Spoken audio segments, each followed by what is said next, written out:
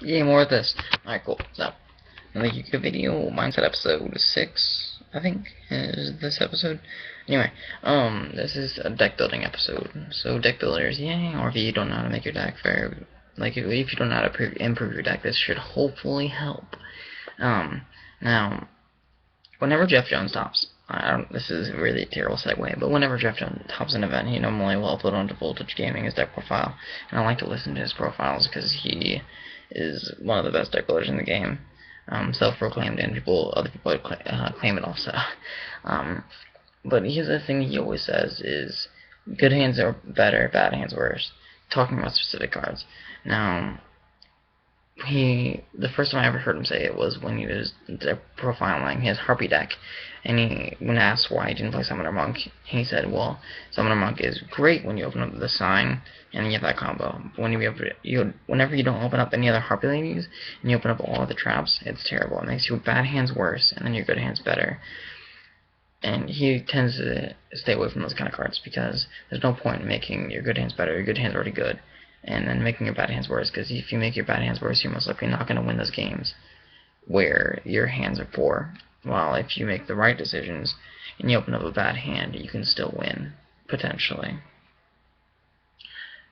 And then he also said it again with Burning Abyss when he played Astral Force.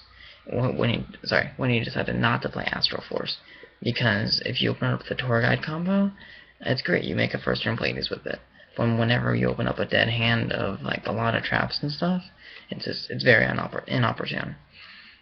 Now, I recently, whenever I was working on my top 8 Morel list, before the Louisville Regional, which was in September? I don't know, I can't remember. Alright. Yeah, it was in September when I top 8'd last. A lot of my friends and I were talking about cards that I should play.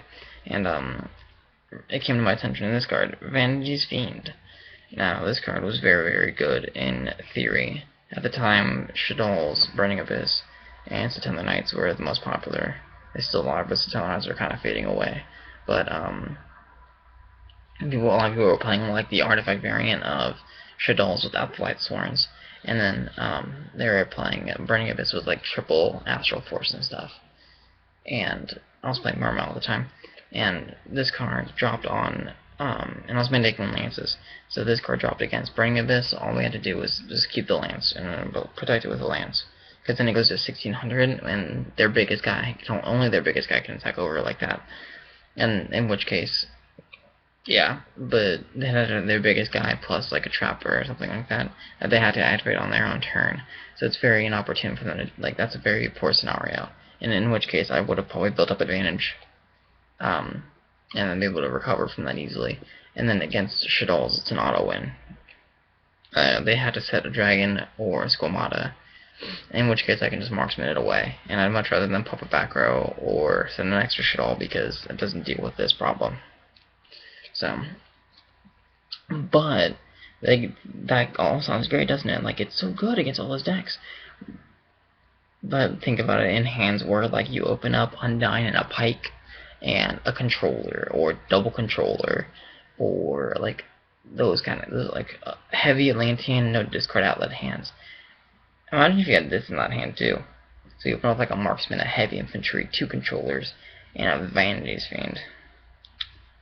Ugh, those hands are gross.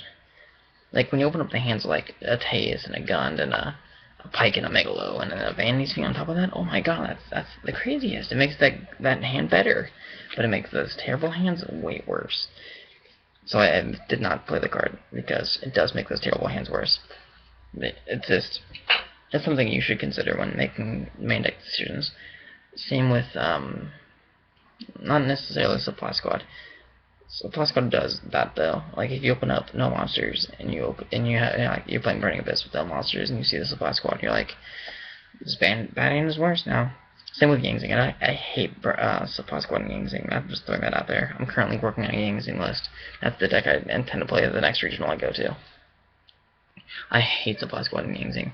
Now I understand, like, but Adam, Supply Squad's so good, every time a Yangzing dies, you can draw a card. Yeah, but what do I want to draw into? More Yangzing monsters? I play 20 Yangzing, or 20 monsters.